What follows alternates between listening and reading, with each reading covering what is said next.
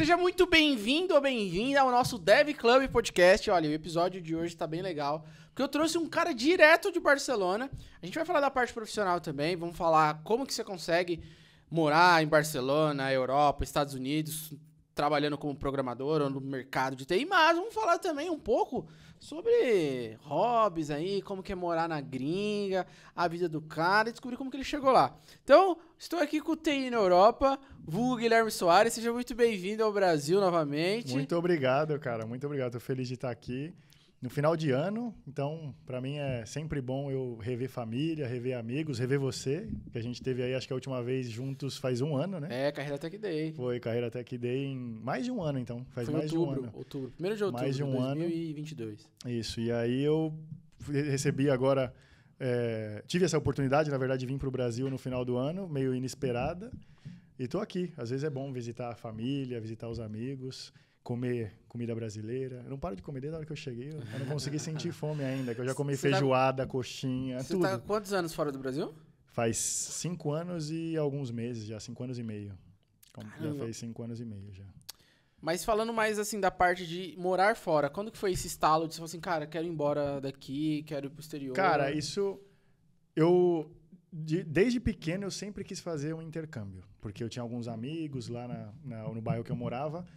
A gente andava junto e tal, e aí o pessoal... Que bairro que você era? Eu nasci na Cachoeirinha, em São Paulo, na Zona Norte. Zona Norte. Mas eu morei a maior parte da minha adolescência e da infância também no Imirim, ali na... Perto de Santana. Isso, Zona ali Norte Imirim, de São Paulo. Lausanne Paulista, ali perto, Casa Verde, é tudo junto Sim. ali.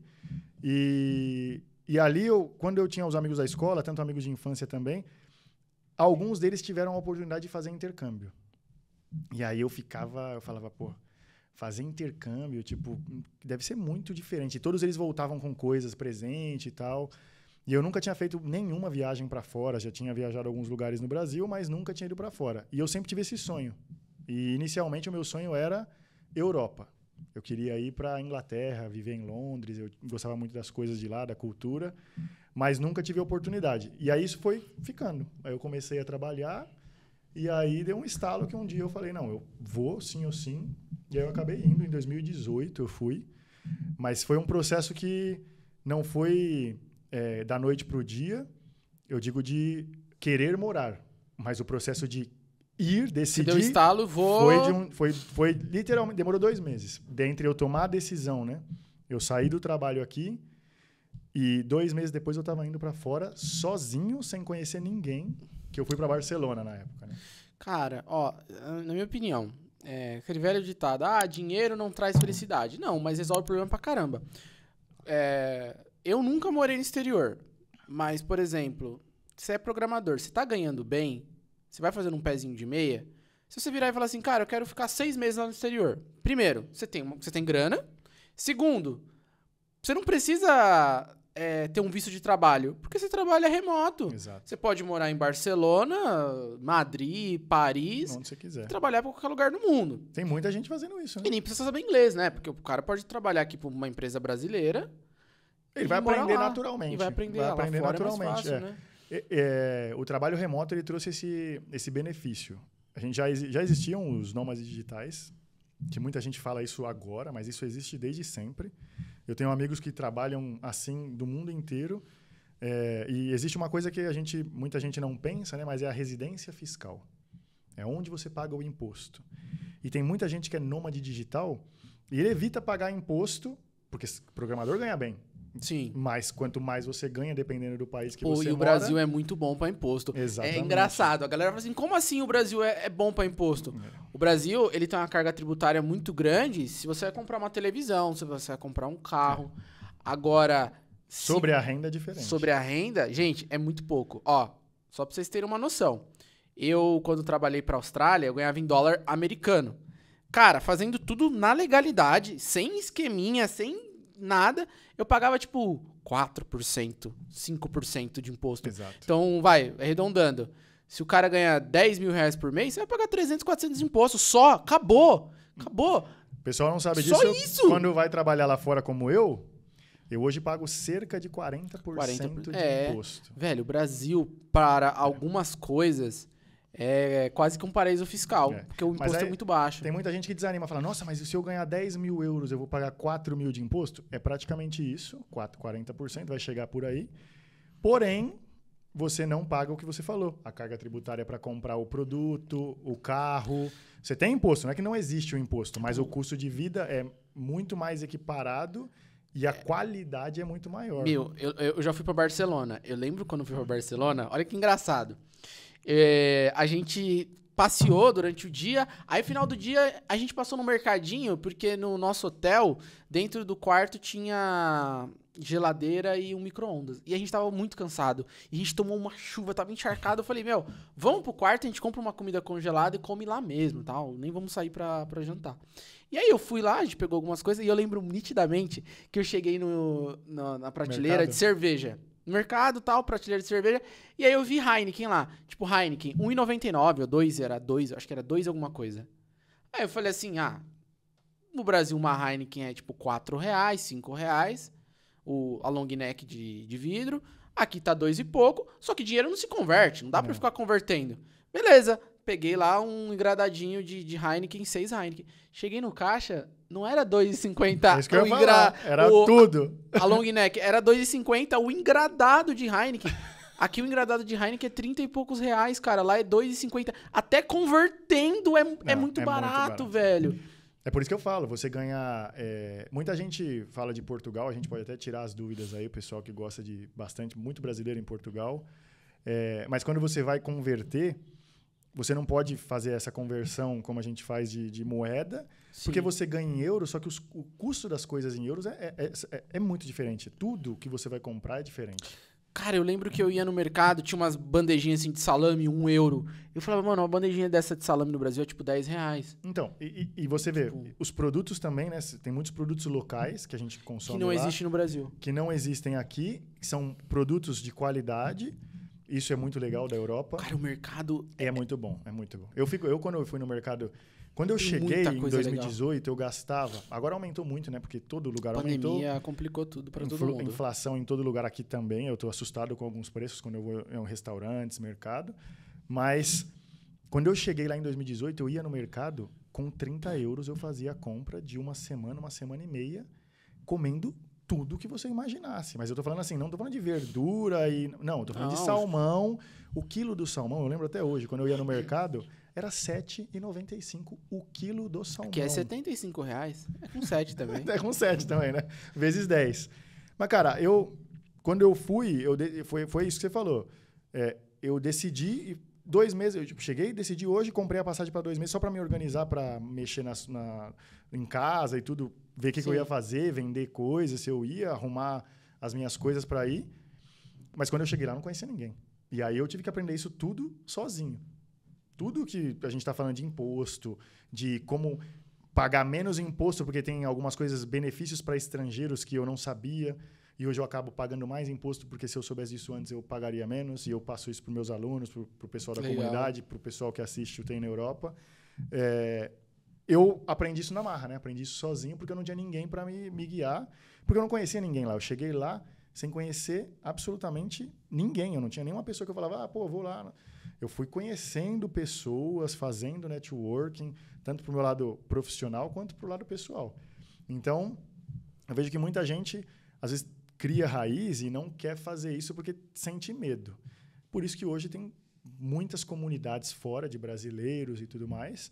E facilita, né? Facilita você. Duvido que quem está assistindo aí não conheça um primo, um sobrinho, um amigo do amigo que está em Portugal, que está nos Estados Unidos. Hoje todo mundo tem alguém fora. E falando um pouco de vida no exterior, a gente falou aqui do mercado, custo de vida. Que mais que você... Me fala aí algumas coisas que você viu lá em Barcelona, na Europa, que é muito diferente no sentido positivo do Brasil. É muito melhor que no Brasil. O nosso atendimento. O atendimento... É que existe uma coisa lá, né? O europeu, ele...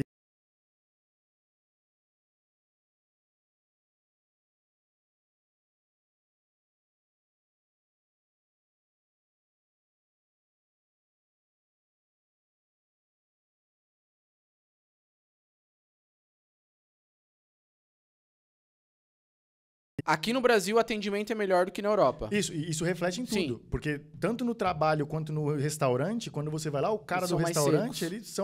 eles são diretos, né? Eu diria que eles são muito diretos e a gente acaba achando que eles são mal educados. Mas é o jeito deles. Mas é o jeito, porque é a cultura. Então o cara de lá, ele já não tá nem aí, que o cara chega no restaurante, aponta na mesa, não te leva até a mesa, ou então não responde da maneira que você espera. A gente acredita que isso ele é mal educado, mas é comparado ao nosso Não, mas até costume, aqui no né? Brasil, aqui em São Paulo, acho que no Nordeste, a gente é mais amistoso. Você vai no Sul, por exemplo, Santa Catarina, que é muitas colônias alemãs.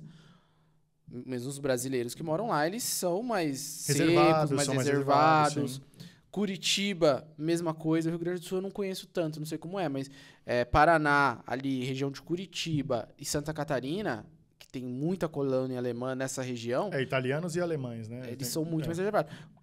Menos italianos. Onde é colônia italiana, É mais o italiano tranquilo, ele tem uma cultura mais ser aberta. aberto. O alemão e é tal. muito mais O fechado, alemão, com certeza. Eu trabalhei com alemães, tenho amigos alemães. não é que eles né? são mal educados, mas eles são direto ao ponto. Tem alunos que trabalham, que vivem na Alemanha, que moram na Alemanha, os caras falam, pô, cara, eu nunca fui convidado por nenhum colega de trabalho para ir na casa dele, para jantar, para fazer nada. Não existe. E mesmo quando você é convidado, eles têm, pelo menos lá, minha mulher é de Blumenau, eles têm uma cultura que é assim. Por exemplo, depois de muito tempo eles te convidam. Realmente, é difícil eles te convidarem. Mas eles te convidam e assim, eles te dão um cronograma. Ó, você vai na minha casa, sexta-feira, às 8 horas da noite, você leva tal coisa, e aí você pode ir embora mais ou menos às 10, 11 horas. Tipo, ele te dá o horário de chegar e o horário de ir embora. Não é aquele negócio brasileiro que vai ficando. Não, é o jeito deles, é cultural. cultural. Então isso eu vejo que é positivo no Brasil. Nós somos mais receptivos, o atendimento em tudo é melhor. Nós somos mais próximos, eu diria. Mas isso, claro, eu sou brasileiro, então eu tô acostumado. Mas a gente pode identificar isso que é legal, por quê? Porque o gringo que vem para cá, ele se encanta. O estrangeiro que vem para cá e fala, nossa, o Brasil tem um atendimento muito bom. Aí o segundo ponto que você perguntou de prós e contras ou coisas vantajosas, né, que a gente vê no Brasil. A comida. O Brasil tem comida de todos os lugares do mundo. Por quê? Porque a gente recebe todas as nacionalidades. Comida japonesa aqui é muito bom. A gente tem a maior colônia fora do Japão. De japoneses é no Brasil, em São Paulo. Do Brasil, a gente pega a comida de todos os lugares do mundo e a gente melhora. Tem Tipo a assim, tropicalização, né, da comida. O alemão americano, eles têm um cachorro quente, Nossa, que é a salsicha ali, ó, a linguiça e o pão. A gente colocou milho, purê. catupiry. Aqui em São Paulo é purê, tem purê, cheddar. tudo. Cara, a gente melhora tudo, velho. Batata palha, tudo. Não, isso é verdade. O Brasil, a gente tropicaliza. Desde tropicalizar comida até carro, até produto, porque existe isso, né? A nossa gasolina é diferente, o nosso combustível é diferente, e a gente vai adaptando as coisas. Então, isso é legal. O brasileiro, uma vantagem, a terceira vantagem que eu vejo, e por que a gente se destaca lá fora, que aí eu vou falar com um profissional de tecnologia, com quem está do outro lado que quer se tornar um profissional de tecnologia, um dia, já como eu tive um sonho de morar fora, pode alinhar a sua profissão com o seu desejo, o seu sonho, que foi o que eu fiz, eu alinhei um sonho meu com a minha profissão. E antes de eu entrar em tecnologia, eu quase destruí esse sonho porque eu ia me tornar um funcionário público na época, porque eu queria entrar para a polícia. E o policial não pode trabalhar remotamente, né? O policial não trabalha remotamente. É difícil então ser policial em Barcelona, né? Chega lá e fala, eu quero ser polícia aqui. Então, eu entrei eu fiz o concurso e tudo mais, passei na primeira fase, quando eu tinha 18 anos ali, e eu parei e pensei, falei, opa, mas espera lá, eu tenho um sonho de seguir uma carreira fora do Brasil. Como policial no Brasil, eu vou poder visitar apenas, mas eu não vou poder morar. E aí eu pensei bem e vi a tecnologia uma oportunidade, porque profissional de tecnologia falta no mundo inteiro. Se você quiser morar na Europa, nos Estados Unidos, na Ásia, em qualquer país, quiser ir para o Japão, falta profissional de tecnologia. Então aí eu preferi a tecnologia. Agora, um benefício que a gente tem, que eu vejo um pró, né, uma vantagem dos brasileiros, e se você é profissional de tecnologia ou almeja isso, é que nós brasileiros, nós sempre entregamos mais do que é pedido. E isso para a gente, eu vejo que é natural. A gente fazer o a mais. O europeu deu 5 horas da tarde, 5:01, ele está fora do local de trabalho. Eu senti isso trabalhando fora. 5:01, ele já foi embora. Eu achava engraçado quando eu trabalhava fora, que às vezes a gente fazia... Eu morava no Brasil, trabalhando fora, aí fazia dele. Aí primeiro falava assim, então ontem eu só trabalhei meio período porque eu tive que levar meu carro no mecânico. Aí o outro, hoje eu vou trabalhar só meio período porque eu tenho que levar minha mulher no médico. E, cara, era direto, hoje eu não trabalhei porque eu não estou me sentindo muito bem. Então, assim que você tem, eu não estou me sentindo muito bem. Eu acordei com dor de cabeça. Cara... Tipo assim, eu ficava olhando e falava assim, gente, isso pode? É que existe uma coisa que agora é um termo que está muito na moda aí, que o pessoal está usando bastante, que é o work-life balance, e também tem o burnout do outro lado, né? Então, para evitar o burnout, a gente tem o balanço, né? O bem-estar entre vida profissional e pessoal. E o europeu, ele é muito restrito com isso, ao ponto de restrição, eu digo, de não ir não deixar o lado profissional afetar a vida pessoal. Então, por exemplo, eu trabalho com muita gente que tem filhos lá. Eu não tenho filhos, mas o pessoal que tem filho, ele vai buscar o filho na escola todo dia. E às vezes ele vai buscar, por exemplo, hoje eu sou diretor de tecnologia lá. Então eu tenho um dos meus tech leads, na parte de back-end, inclusive, de programação, né, dos nossos times lá. Ele tem 3 filhos pequenos. E um deles, 2, se eu não me engano, ele faz natação. Todos os dias ele faz natação, ele leva ele na natação às 4:00. No meio do período. Ele trabalha remotamente, ele não está em Barcelona, ele está em outra cidade da Espanha, ele é espanhol também, tem times espalhados no mundo inteiro. Mas ele, 4:00, ele tem bloqueado 1h30, das 4 às 5:30, ele vai lá, leva o filho na natação, volta para casa e volta a trabalhar a hora que falta ali.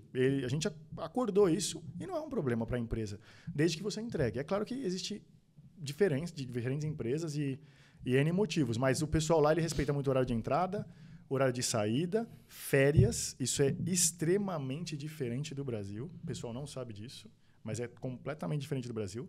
Aqui, férias, se eu não me engano, a lei foi mudada aí há alguns anos atrás, mas... você tem que tirar 2 blocos de 15 dias, se eu não me engano. Não, né? não é obrigatório. Agora, no ou Brasil, 30 ou 15, né? você negocia, mas você pode tirar, eu não lembro exatamente, mas eu sei que é os 30 dias anuais e aí você pode dividir, eu não sei se em 2 ou 3 vezes. Isso, então, mas antes não podia. Antes a empresa poderia escolher, tinha empresas que eram mais flexíveis e deixava o profissional tirar 2 semanas, depois quebra e depois tira 2 semanas. Mas legalmente, eu lembro, porque eu tive já que pedir isso para a época que eu trabalhava aqui para um banco internacional, e eles me responderam que eu não podia tirar 2 semanas, porque pela lei eu tinha que tirar tantos dias e etc. Lá não, lá você pode tirar 1 dia de férias. Tipo assim, eu quero sexta-feira que vem, eu vou tirar férias. Quando eu trabalhava na Austrália era assim, eu tinha meus dias anuais, aí eu podia falar assim, cara, eu quero tirar 1 dia, tal dia. Tal dia eu quero tirar 2. 4. Era só avisar. Ou até horas, porque você ganha as horas, né? A cada dia trabalhado você tem as horas e você pode falar, eu vou trabalhar na sexta-feira, meio período.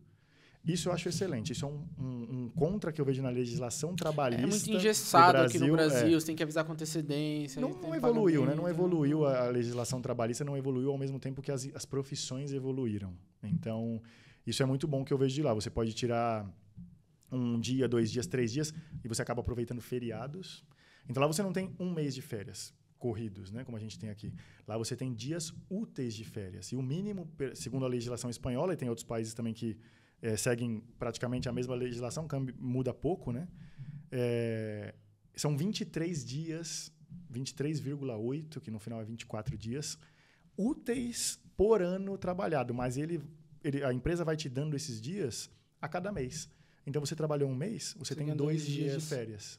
Trabalhou o próximo mês, você tem mais 2. Trabalhou o próximo mês, mais 2. Trabalhou mais 2, mais 2, mais 2. E aí você chega no terceiro mês, você quer tirar 1 semana de férias, você consegue.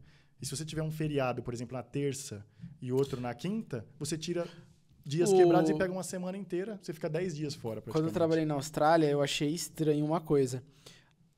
Eu não sei se é extrema confiança, mas lá era assim, eu entrei lá. Por exemplo, eu entrei dia 1. No dia 1, eles já me pagaram o salário do mês. Então, tipo, eles pagavam adiantado. Tá. E as férias também. Eu entrei no dia 1 e eu já tinha minhas férias. E o cara me explicou, cara, você tem suas férias. Se você quiser tirar a semana que vem, claro, você tem que pedir com antecedência e tal. Mas seus dias já estão aqui. Já tá aqui. A Austrália é um pouco diferente. Eles pagam por semana também lá, né? Pra quem mora lá, eles negociam tudo por semana. É uma outra cultura, né? Na Europa não é assim.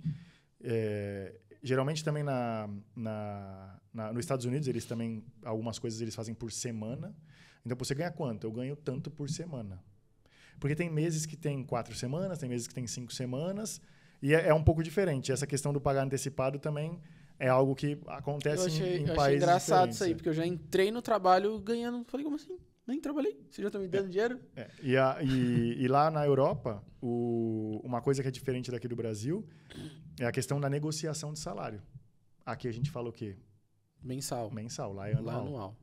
Lá é tudo baseado no ano. E aí a gente tem um estigma, né?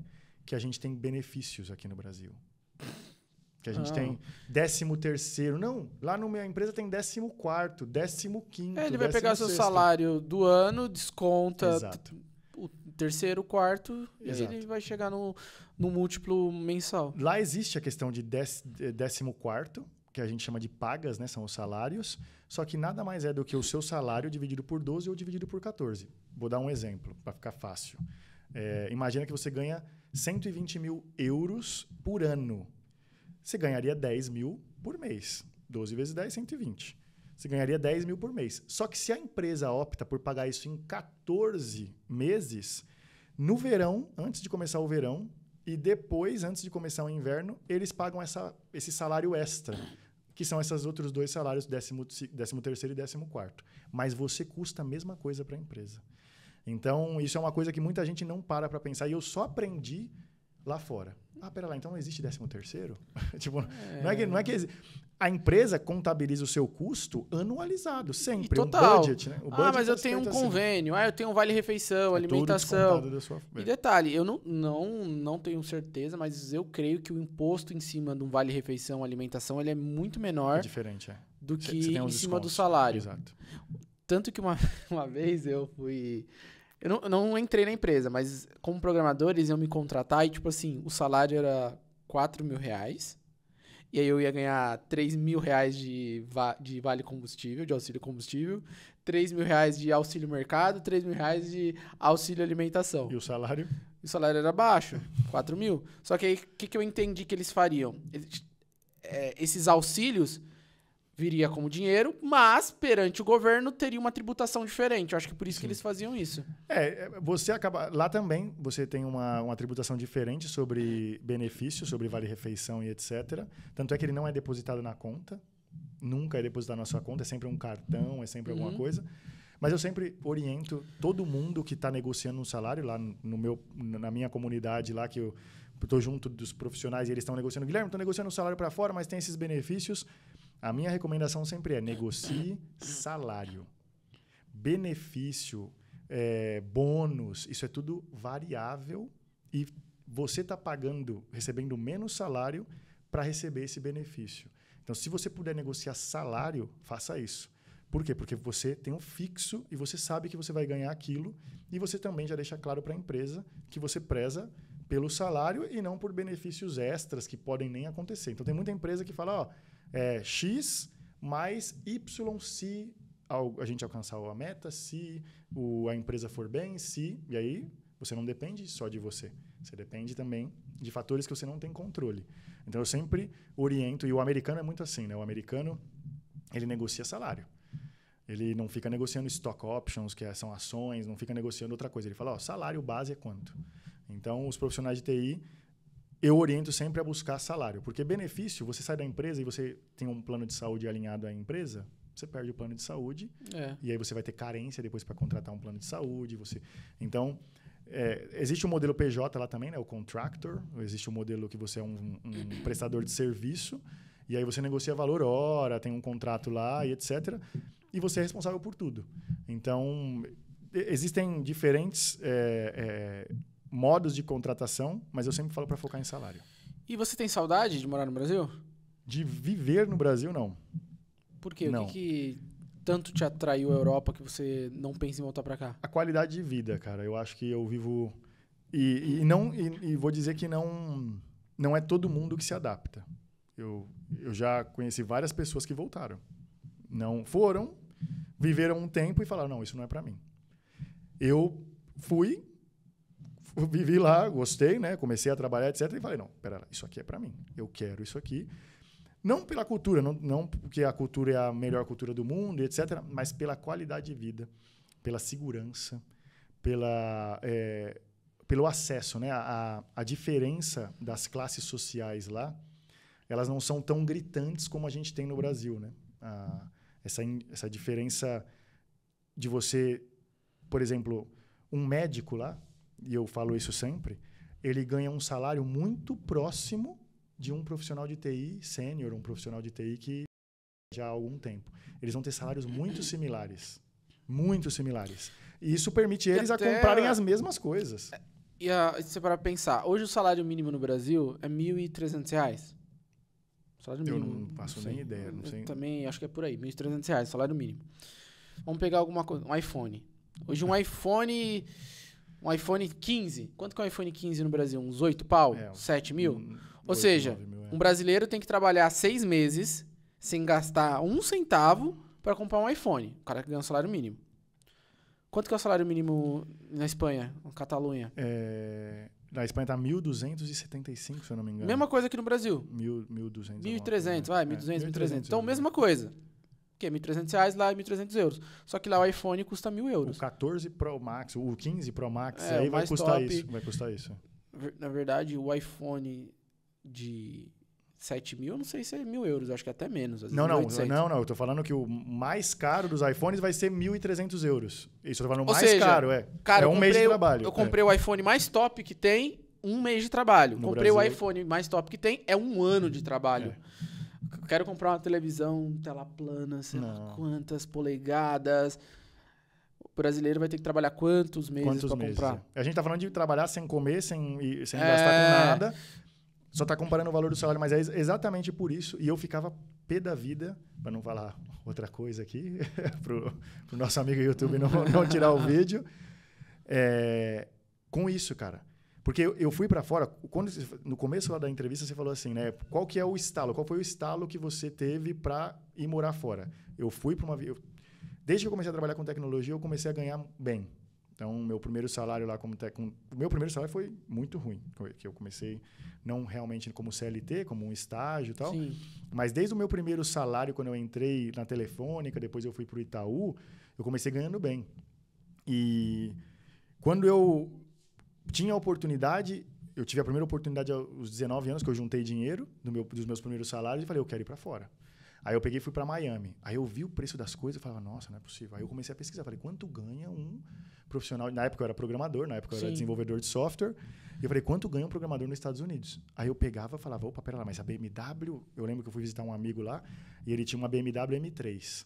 E eu falava, caraca, uma M3, que era muito difícil você ver no Brasil, isso eu tô falando de 2010. E aí ele tinha uma M3 e ele falou, não, paguei 50 e poucos mil dólares, 56 mil dólares. E aí eu via que o salário de um programador na época lá era 3 mil, 4 mil, 5 mil dólares, um mid-level, 5 mil dólares. Enquanto no Brasil era os seus 5, 6 mil reais. Só que a BMW aqui, uma M30 hoje tá quase R$1 milhão. Eu acho que é uns 800, 900 mil. Olha isso. E aí eu falei, pera lá, opa, a conta no Brasil não fecha. E se eu posso trabalhar aqui, por que eu não vou? E aí eu fui alimentando isso. Até que em 2017, um ano antes de eu mudar, eu fui para a Europa e visitei um casal de colegas lá na Alemanha. Na verdade, eles eram amigos do meu amigo que estava viajando comigo e eu acabei conhecendo eles. E eles trabalhavam na Nestlé, lá em Frankfurt, lá na Alemanha. E a gente foi passar por Frankfurt e ficou lá um dia, conheceu eles e tal. E depois a gente foi para... A gente visitou eles, eu conversei com eles, como é que é a vida aqui, etc. E depois a gente foi para Munique e visitou outro amigo lá. E aí eu fui até a empresa desse cara. Quando eu entrei na empresa desse cara, que ele falou, não, pode vir aqui direto na empresa e deixa as malas aqui, podem ir conhecer o centro de Munique e tal, e depois a gente vai para casa. Eu falei, nossa, eu vou na empresa do cara deixar as malas? Eu falei, como assim? Aí eu fui lá, a gente foi lá, deixou as malas. E quando eu entrei na empresa, passou um cachorro correndo. E eu trabalhava num banco de investimento, onde geralmente você trabalhava de terno social. E aí o cachorro correndo, eu falei, opa, pera lá. E era uma das maiores startups da Europa. É até hoje. E aí eu falei, ô Gabriel, como é que é essa coisa aqui? Como é que você trabalha? Quanto você ganha? Aí começou a me abrir os preços, quanto você paga de aluguel e tal. Eu comecei a fazer as contas. Aí eu voltei para cá. Aí eu tinha alugado na época, eu fui com um amigo meu, a gente alugou um Audi A7, o carro sensacional. Aí eu já fui ver o preço do carro. Aí eu falei, pera lá, se o cara ganha tanto, ele pode comprar um carro desse com 1 ano ou menos de trabalho. Aí eu fui no Brasil, cheguei no Brasil, sentei lá na minha mesa, depois eu até conheci um amigo que era do trabalho, que a gente foi viajar, e falei, opa, pera lá, aqui no Brasil eu tenho que trabalhar 5 anos para comprar o mesmo carro, e lá eu trabalho menos de 1 ano. Aí eu falei, não. Conta não bate, né? Não, aí eu falei, não. Aí eu falei assim, eu tenho que pagar tudo. Segurança, né? Porque você paga seguro, você paga o custo de PVA, o custo de IPTU, financiamento com taxas altíssimas. Aí eu falei, a gente paga muito para ter menos cada ano que passa. Porque cada ano que passa o carro está mais caro, cada ano que passa a vida está mais cara, cada ano que passa o imposto está mais caro. E aí eu olhei para lá e falei, pera lá, eu posso ir. E aí desde esse dia, foi em 2017, abril de 2017, eu decidi que eu não queria mais morar no Brasil. E aí 1 ano depois eu negociei, eu saí do trabalho, na verdade, e aí eu falei, não vou negociar mais comigo que eu vou adiar, vou arrumar outro trabalho aqui para adiar isso. Eu vou agora. E até a minha mãe, na época, ela falou, agora você vai realizar o seu sonho de morar fora? E aí eu falei, poxa, se minha mãe já até sabe isso, e eu também internamente sei disso, eu vou, sim ou sim. E aí eu fui, e foi a melhor decisão que eu tomei na minir vida. Caramba, cara, que legal. Eu acho que é o sonho de muito brasileiro.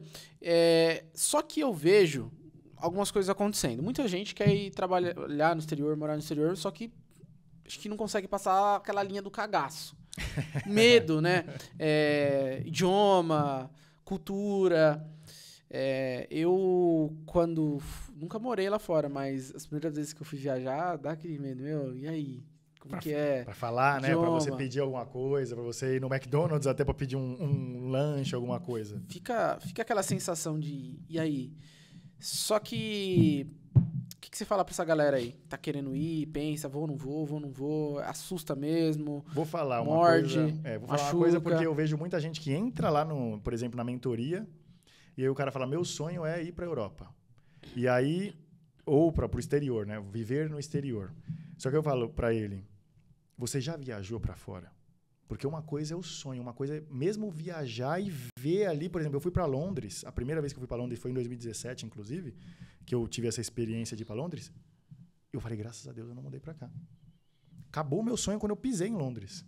Eu falei, não é a cultura que eu quero, o dia a dia que eu quero. Eu senti isso quando eu fui pra Paris. Então, imagina se você muda... Trânsito, bagunça... Paris é bonito, não vou falar que é um lugar ruim, mas pra você morar, cidade suja... Cidade muito velha. Trânsito, caríssima. Povo extremamente mal educado, mal-humorado. Então, imagina você mudar... É o que eu falo. Imagina você mudar... Tudo é um sonho, mas você tem maneiras de você provar isso. Você pular direto na piscina, né? Molha o pé primeiro, exato. Né? Vê só é igual você pular numa piscina que você não tá vendo nada. Ela tá totalmente escura. E você não sabe o que tem dentro. A profundidade você não sabe. Você pode cair de cabeça se você pedir e se ferrar. Então... A minha dica é, primeiro, se você tem o sonho de morar fora, junta um dinheiro e tenta visitar esse lugar. Mas tenta visitar esse lugar não como só um turista. Imagine se você morasse nesse lugar, porque quando a gente está visitando, é tudo lindo. Vai pegar metrô no horário de pico. Exato, exatamente. Nota o trânsito. Exato, é diferente. E aí, a minha dica para quem está não tem coragem de fazer, tenta provar, tenta testar, ou tenta falar com alguém que mora lá, ver o que você não gosta. Eu não quero saber o que você gosta. O que você gosta é fácil saber. Eu quero saber o que você não gosta daí. E você tentar saber se isso te atende ou não, se você aceita isso ou não para sua vida. Mas o que eu sempre falo é, você sempre tem para onde voltar. Você tem um país. Seu país não está em guerra, não está em guerra com outro país, você está fugindo do seu país. E você pode voltar para cá. E o pior dos casos é você voltar para cá e conseguir outro emprego. É que assim... e com a experiência do internacional. Agora vai doer. Para algumas pessoas o que eu vou falar. Você que é profissional de tecnologia, você erga a mão pro céu e agradeça. Com certeza. Eu acho que, por exemplo, o cara aqui no Brasil, ele trabalha no Banco Itaú. Fez faculdade de administração, entrou no banco, foi crescendo e ele, sei lá, chegou num salário de 7 mil reais. Eu trabalhei no Banco Itaú. Se você larga tudo... aqui, pede as contas, vai pra Europa e de repente não dá certo, aí você vai chegar lá, vai ter que ir atrás de um emprego, tudo mais, você vem com o rabo entre as pernas e você às vezes volta pra uma situação até inferior à que você saiu. Agora, você que é profissional de tecnologia... Não, você não... Cara, não tem como. E a pessoa pode fazer até o caminho fácil, o caminho medroso, que é o quê? arruma um emprego lá morando aqui. Antes, que já é possível, muito mais acessível eu que fiz, antes. velho. Eu lembro, consegui. eu lembro. Se eu conseguir, que qualquer um consegue. E consegue o emprego. Igual, por exemplo, eu não cheguei lá pra Austrália. Mas os caras direto viravam e falavam. Os caras da Austrália vieram pra cá, trabalharam. Porque tinha eu e mais acho que uns 2 ou 3 brasileiros. E aí eles vieram pra cá, pegaram um Airbnb, ficaram uma semana trabalhando com a gente aqui em loco. E aí eles queriam que a gente fosse pra lá também. Eles eram loucos, vinham chamando a gente pra lá. Então, por exemplo, eu poderia virar pra eles e falar assim, ó, seguinte, eu quero passar um mês aí na Austrália. Eu acho que eles até ajudariam com ajuda de custo. Com certeza. Cara, beleza, a gente paga aqui um hotel pra você, o Airbnb, arruma um lugar pra você presencial, ficar. você tá lá é muito melhor pros caras. Não. E aí fica um mês, sente qual é que é, pô, não gostei. Beleza, volta pro Brasil e procura emprego em outro país. Cara, é o que eu falo. O pior dos casos é você voltar pro seu país e arrumar um emprego, às vezes até melhor do que você estava, porque você foi para uma experiência internacional. E as empresas gostam disso. Opa, pera lá, um cara que teve uma experiência internacional e pode trazer como os gringos fazem com a tecnologia, fazem... Porque por mais que a gente tenha um país enorme, um país que é o tamanho praticamente do continente que a gente tá, América do Sul, o Brasil é um país continental, as coisas acontecem sempre nos países de primeiro mundo e depois elas vão acontecer aqui. Então, quando a gente fala de tecnologia, quando eu cheguei lá, eu vi coisas que eu falava, caraca, como que isso não tem no Brasil? Eu fui em 2017 pra Europa. E aí, quando a gente foi, eu fui comprar euro pra ir pra lá e um amigo meu virou e falou assim, não compra euro porque eu conheço um amigo que ele mora no Brasil e trabalha pra Europa. Ou seja, ele tem que converter euro pra reais, porque ele recebe em euro. Então, fala com ele. Aí eu fui lá na casa do cara, ele morava ali perto do metrô Linha Verde, acho que era Sapopemba, coisa assim. Aí eu fui lá na casa dele e tal, mandou o endereço no apartamento, eu cheguei lá e ele me explicou. Aí ele me deu o cartão de débito dele e falou assim, ó, vamos fazer o seguinte, eu vou fazer, sei lá, na época o euro tava tipo 3,70. Aí falou, cara, faço tipo boa, 3... época boa, eu faço 3,50 eu faço 3,50 o euro pra você. Então, você só vai me avisando. Então, tipo, eu tava na viagem, eu fazia... Na época nem tinha Pix, né? Fazia o TED pra ele. Então, fazia o TED de R$1.000. E aí, ele ia colocando o euro e eu ia passando o cartão de débito nos lugares. Beleza. Aí, eu lembro que eu cheguei lá, primeiro dia, em 2017.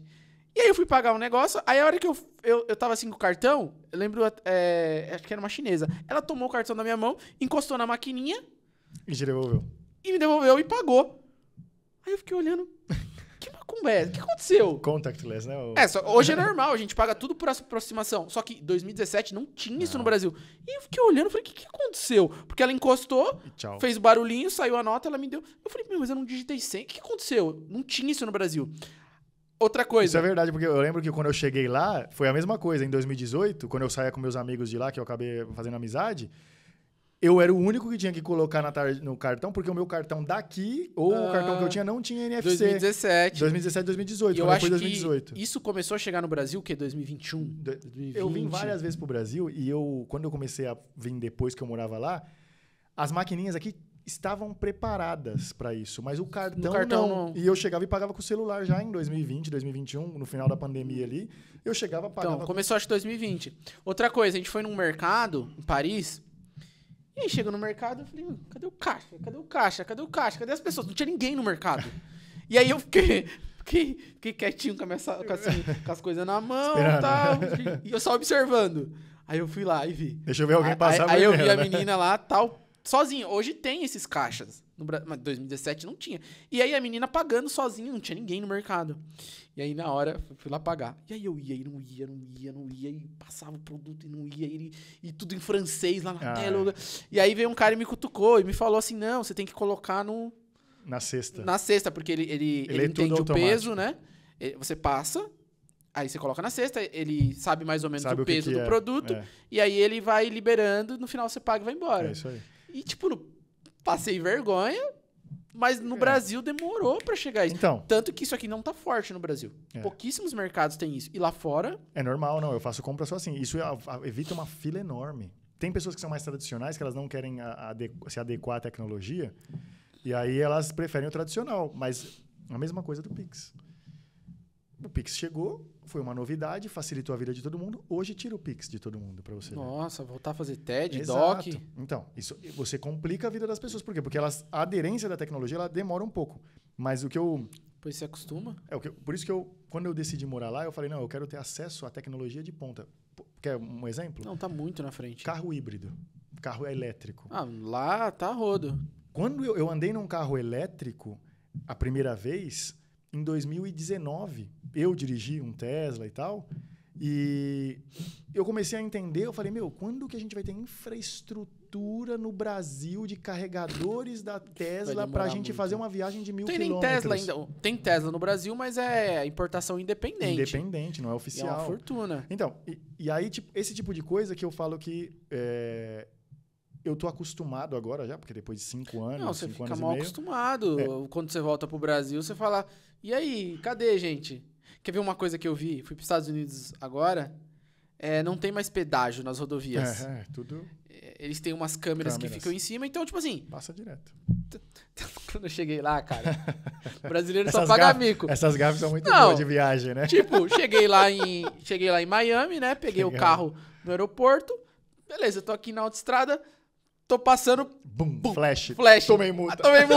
Que droga, mano. Tomei multa. Ferrou. Não, fiquei pé da vida. Falei, caramba, Acabou mano. com o dia, né? Já acabou. Aí, beleza. Rodei mais uma meia hora, pum, outro flash. Aí fiquei louco. Falei, cara, de novo, meu. De novo. Fui no terceiro, passei devagarzinho o flash. Pum. Eu falei, o que tá acontecendo? Aí você ficou mais será que tranquilo, né? Não. Falei, cara, será que é... rodízio? Rodízio, porque já na não Europa existe, tem muito isso, que tem algumas zonas que você não pode entrar. Mas é todo mundo, não é tipo uma placa. Ninguém pode passar. É. Eu falei, será que tem isso aqui? Sorte que eu tava indo pra casa de um amigo meu, eu falei, esse flash. Ele falou, não, cara. Isso é o pedágio. Aqui não tem pedágio. Igual, nem o sem parar nosso, que a gente tem que passar devagarinho, não. Fica umas câmeras em cima, você pode passar 200 por hora que ele detecta. E acabou. Não tem mais pedágio, nem cancelinha de sem parar lá. Olha só, agora, você tá falando por exemplo, a Espanha eliminou todos os pedágios. Mesmo, tô falando de rodovias pedagiadas. Eliminaram todos, só que eles criaram um imposto para substituir isso, que é quando você compra o carro. Então, todos os carros, não existia esse imposto, mas é um imposto sobre a emissão do veículo. Então, por exemplo, você tem um carro muito potente, é óbvio que ele vai pagar mais imposto. Porém, você paga aquele imposto uma única vez e você não vai mais... Não existe PVA. Não existe PVA. Existe o licenciamento anual. Que o do meu carro, até tem um Reels lá no meu carro, no meu Instagram, que eu coloquei. Porque quando chegou, eu falei, isso aqui... Porque às vezes você tá tão acostumado... Automático. Que você não... eu falei, vou gravar pro pessoal para eles verem isso. Um carro aqui no Brasil vai valer R$400 mil, se eu pego 4%. Então, 1% seria R$4 mil. Eu pagaria... Então, aí... Mais licenciamento, seguro, é 25 mil, sei lá, quase 30 mil por ano. Para você ter o carro. Só ter o bem. Para você ter mais o gasolina, carro. Manutenção, tudo mais. Depreciação do veículo. Vamos colocar os seus R$16 mil de imposto que eu pagaria para ter o carro no Brasil.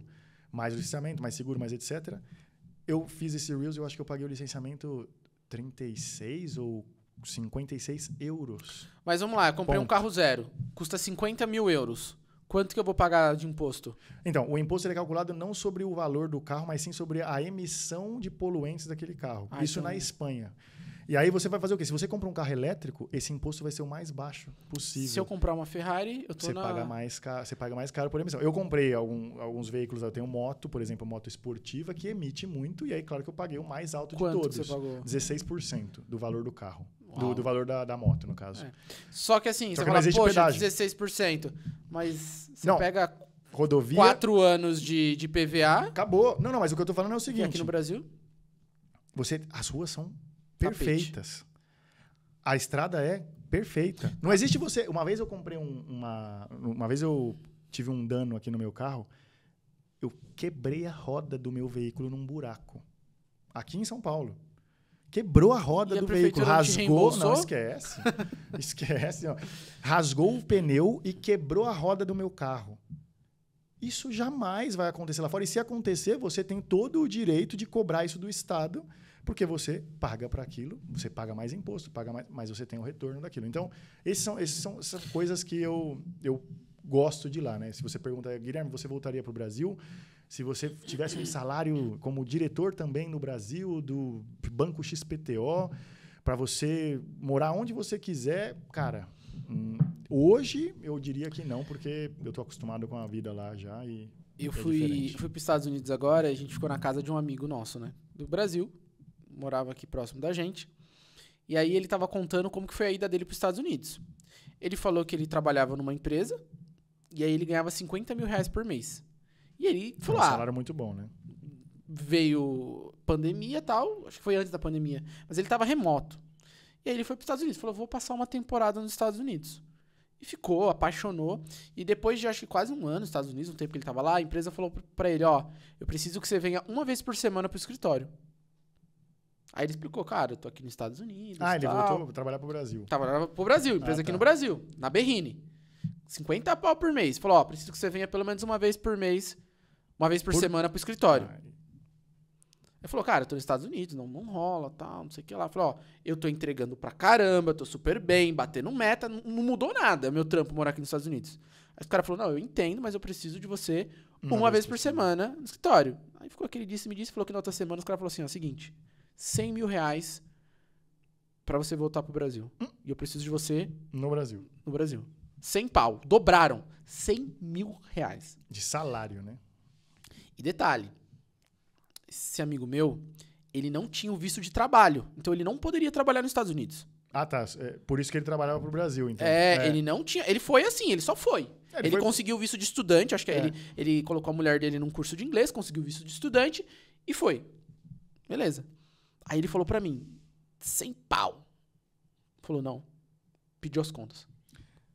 Pediu as contas. E detalhe, ele ficou nos Estados Unidos quase um ano sem poder trabalhar, queimando o patrimônio, porque ele não tinha o visto de trabalho. Então ele falou, não, eu não tenho visto de trabalho, eu não vou trabalhar. Ah, mas faz um bico. Ele falou, não. Aí ele foi, fez o processo certinho. Acho que depois de um tempo, ele conseguiu o visto de trabalho, aí ele começou a trabalhar. Mas ele falou, cara, não tinha dinheiro no mundo que me faria voltar pro Brasil. Então, tem muita gente que vai falar, não, isso é loucura, não. Eu entendo ele.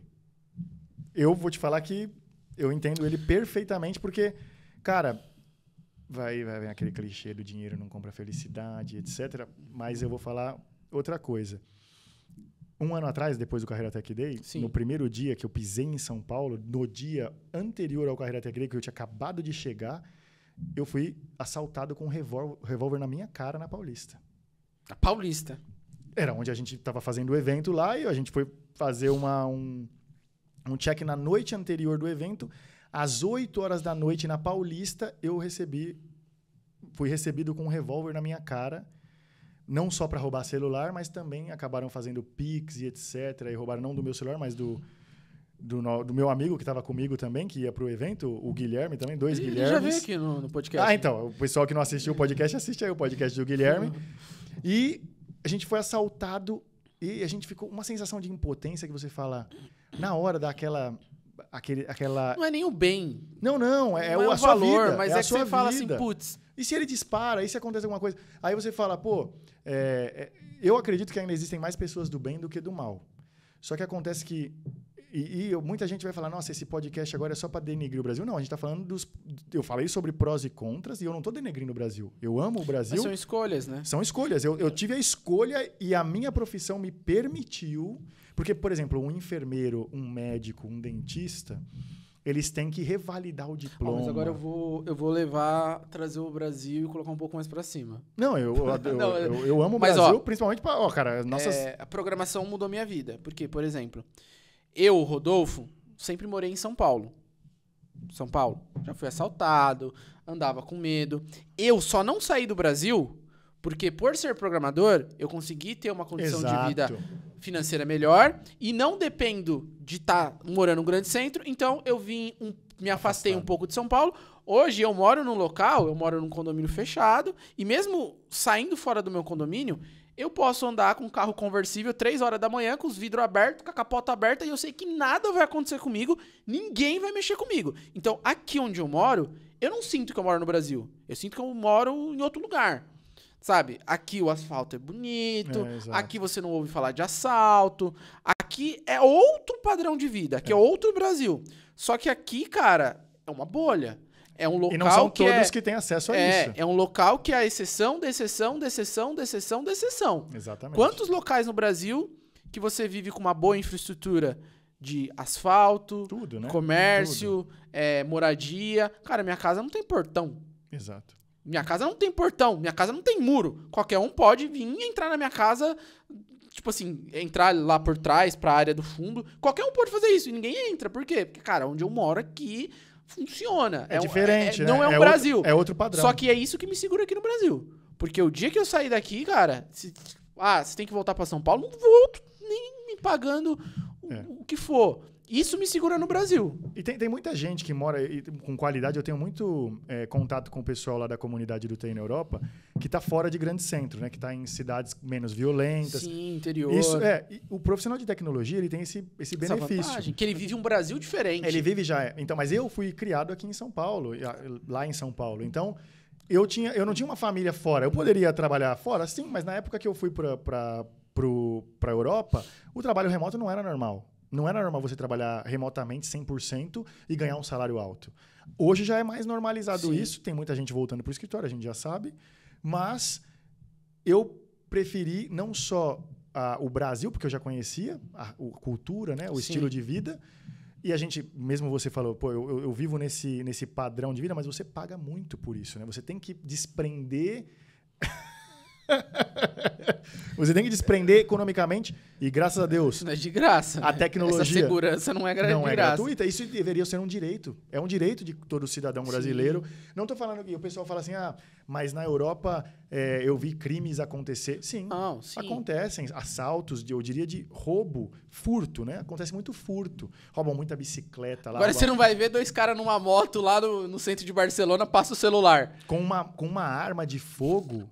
Eu nunca vi uma arma de fogo, eu nunca vi relato de uma arma de fogo, um assalto à mão armada de uma pessoa, né? Não estou falando de... Às vezes tem um assalto a uma relojaria, que é alguma coisa muito específica, que é um assalto... Mas lá, ninguém sai em Barcelona em cima de uma moto com a mochila do iFood procurando alguém para assaltar. Não existe. Isso não acontece. E o trabalhador de manhã que está esperando... O ônibus, isso que eu não aceitava e não aceito ainda, né? E isso que eu prefiro lá. Aí você fala, mas todo mundo pensa que quem mora fora é milionário. Não é que é milionário, é que você tem acesso a coisas que você fala... Com maior facilidade. É mais equalitário. A diferença... É aquela conta que a gente fez do iPhone, cara. Exato. Qualquer um que ganha um salário mínimo lá fora pode ter um iPhone 15 Pro Max, sei quantos milhões de giga. Aqui no Brasil, pro cara ter acesso, vamos lá, quanto que você tem que ganhar por mês pra você comprar um celular de 10 mil reais? No mínimo, esse cara tem que ganhar, lá, se o cara ainda for louco financeiramente, ele tem que ganhar 5 mil. Quem que ganha 5 mil no Brasil? E olha a diferença, uma coisa cultural. Júnior, que tá começando, né? Tem. É verdade. É ridículo, mas é verdade. Programação é uma profissão de mercado de tecnologia. Do mercado de tecnologia em geral. O cara que tá começando, ele ganha o salário do sênior de outras áreas. Exatamente. E isso lá fora, acontece o quê? O profissional de tecnologia lá fora... A gente chama na Espanha de informático. As pessoas não falam eu sou profissional de tecnologia. Eu sou informático. Quando você está numa mesa de um restaurante com amigos ou com pessoas que você não conhece, são amigos de amigos, o que você faz? Sou informático. Todo mundo fala, opa, esse cara ganha bem. Ganha, dependendo da sua experiência, é o que eu falo, você ganha mais que médico. Desde que eu cheguei na Europa, eu ganhava um salário praticamente de médico. Quando eu cheguei, em 2018, e hoje eu ganho 3 vezes mais que um médico. E aí, a progressão de carreira também é diferente. Agora você me deixou curioso. Acho que é a parte que a galera mais esperou nesse podcast. Sou um profissional de tecnologia. Sim, vamos lá. Se você ainda não é um profissional de tecnologia, esse podcast não é voltado para isso. Então aqui no meu canal tem muito conteúdo para você sair do zero e se tornar um programador, conseguir seu primeiro emprego. Muito conteúdo aqui. Inscreva no canal, já deixa aquele like maroto. Se você não tá gostando até aqui, pode deixar o dislike, mas não fique em cima do muro. Clica. Ó, sou um profissional de tecnologia. Já sou. Eu sei. Meu primeiro emprego. Você já é mesmo. Tal. Meu sonho é trabalhar na gringa. Seja morando lá fora ou seja morando aqui no Brasil, conseguir um emprego lá fora. Qual que é o passo que eu tenho que dar? Quais que são os passos? Tá certo. Vamos lá. Se você quer trabalhar por sua conta e não para uma empresa que está aqui no Brasil e vende os serviços lá fora, porque tem essa opção também, né? A pessoa fala, mas eu trabalho para uma empresa que trabalha para os Estados Unidos. A minha empresa me contrata aqui, mas eu trabalho para os Estados Unidos. Não, você quer aumentar a sua renda. Você quer trabalhar em dólar, em euro, dolarizado, né? Quero conseguir um emprego lá. Isso. O primeiro passo... As pessoas agora vão achar que... mas eu não posso. O primeiro passo, já que ele falou, já me elimina. Elimina porque você não vai dar o passo de superar esse desafio, que é o idioma. Mas aí, vamos lá. Eu vou voltar, porque quando eu conheci esse cara, eu olhei toda a vida que ele tava levando e falei, eu quero isso aí também. Só que eu não queria sair do Brasil, eu queria um emprego lá fora. Eu não sabia inglês. Até hoje esse dia, eu lembro desse dia. Eu não sabia inglês. O que eu fiz? Sentei a bundinha na cadeira e estudei. Que curso que você comprou? Curso nenhum. O YouTube tem um monte de conteúdo aí de graça. E aí eu comecei a assistir série, assistir vídeo. E aí aprendi inglês. Então para de ser vagabundo e estuda todo dia que você aprende. Quando você até falou, Guilherme, como que você fez ou como que você acha que eu posso fazer? Aí eu falei pra você, cara, você já é um programador com conhecimento excelente. Não é o técnico. As pessoas... Aí eu vou na jugular de todo mundo, porque todo mundo foca no quê? No técnico, no técnico, no técnico, no técnico, no técnico. Eu tenho um aluno específico, o Vitor, ele conseguiu um emprego com 12 meses de experiência na Hungria. E ele mudou, os caras pagaram para ele ir para a Hungria. Uma das maiores consultorias do mundo, não vou falar o nome dela, é indiana, sem quem for no Google e digitar lá. Qual que é a maior consultoria de tecnologia da Índia? Vai achar. Daqui, de Curitiba. O cara saiu de Curitiba com 19 anos de idade, 12 meses de experiência em front-end, como desenvolvedor front-end. Só que, Guilherme, como que ele conseguiu ser contratado? Soft skills. Inglês, que é um soft skill. Ele falava o básico, aí a pessoa vai falar já, não, mas eu não falo inglês é muito difícil. Não, ele falava o básico de inglês, ele conseguiu se comunicar durante a entrevista, que foi o que a gente falava muito naquela vez, naquela época. Sabe o que eu fiz, galera, pra passar no meu primeiro emprego? Eu comecei a mapear, as 30 perguntas que mais faziam em entrevistas. Eu peguei essas perguntas, respondi elas em português, joguei no Google Tradutor e... Estudou aquilo. Em inglês. Estudei, mas eu deixava ela aqui, na tela. Então eu tava respondendo pro cara aqui, porque cálculo pelo Zoom, né? É remoto. E eu lendo. Claro, meu inglês não era tão ruim, então se ele perguntava alguma coisa que não tava ali, eu conseguia minimamente enrolando, mas conseguia responder. E eu treinei muito, as primeiras entrevistas eu sofri muito, mas aí depois eu conseguia, mas era bem ruim. Quando eu fui contratado, meu inglês ainda tava bem ruim. Então nas dailies, a mesma coisa. Eu deixava tudo anotadinho. O que você fez hoje, Rodolfo? E eu torcia pra eles não me perguntar nada além do fora que você fez hoje. Você estudou. Entendeu? Só que aí, no passar do dia a dia, você vai pegando. Né? Mas é isso que eu falo. Então você fala, eu sou um profissional de tecnologia e quero ir trabalhar pra fora. O que eu preciso fazer? Cara, você já sabe resolver o problema. Já sei programar, já tô trabalhando aqui no Brasil. O problema deles é esse. Eles precisam de alguém pra resolver problemas de computador, que a gente chama de software, né? Um software e que consiga se comunicar minimamente. Minimamente você precisa se comunicar. E, novamente, não precisa ser fluente. Não. Esquece. Gente, se eu for falar inglês aqui, vocês vão dar risada. Meu inglês é ridículo. Só que, assim, o básico que eu falava, eles entendiam. Às vezes eu travava.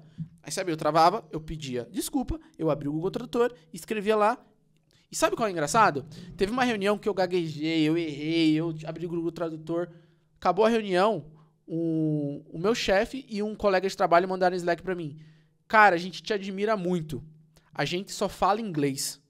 Você fala português e tá se esforçando pra caramba pra falar um segundo idioma. A gente tem muito a aprender com você. Exatamente. Olha só, a gente tem aquela ideia que, ai, meu inglês é ruim. Os caras só falam inglês, mano. Exato. Fala pra ele vir falar português aqui. Não, e eles acham extremamente difícil aprender um outro idioma. Tanto é que qual que é a quantidade de americanos que fala mais de um idioma? Então... Porque eles não conseguem falar espanhol e tem milhões de mexicanos, cubanos e toda a América Latina vivendo nos Estados Unidos e eles só falam inglês.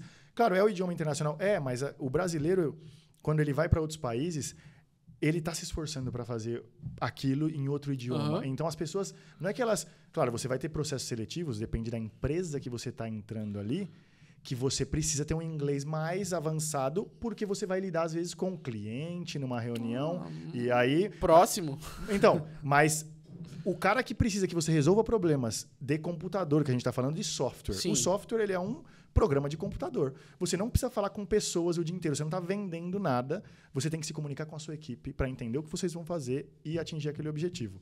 Então você precisa se comunicar minimamente. Esquece fluência. Quem fala sobre fluência, para você ser fluente em um idioma, você demanda anos estudando aquele idioma e, às vezes, imerso naquela cultura. Meu inglês é fluente. Fluência é quando você consegue se comunicar 100% sem depender de nenhuma tradução e etc.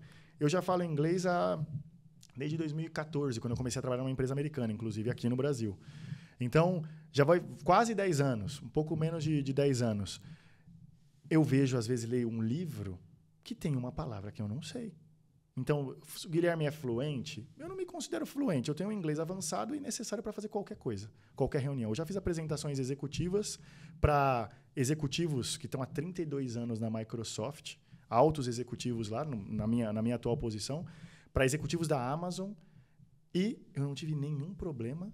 E, claro, eles valorizam porque falam, opa, da onde esse cara é? Porque a gente sabe que ele não é americano, a gente sabe que ele não é inglês, europeu.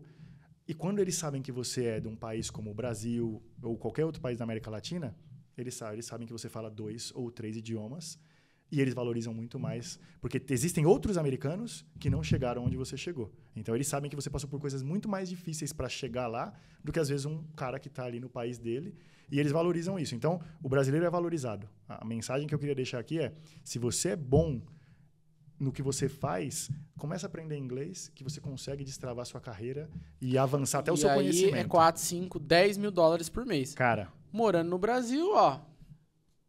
Eu tenho vários alunos morando no Brasil ganhando em euro, dólar. Nossa, e a vida muda completamente. O cara escolhe onde ele vai morar. Ele fala, pô, eu vou morar no Nordeste porque eu nunca morei no Nordeste, eu quero o meu sonho, ou eu vou morar no Sul, em Floripa. O cara consegue ter o carro que ele quiser, a moto que ele quiser. Porque, claro, um salário de 5 mil euros ou 5 mil dólares... 60 pau por mês, meu. Exatamente. Você está falando aí de um salário anualizado que você compra uma casa por ano.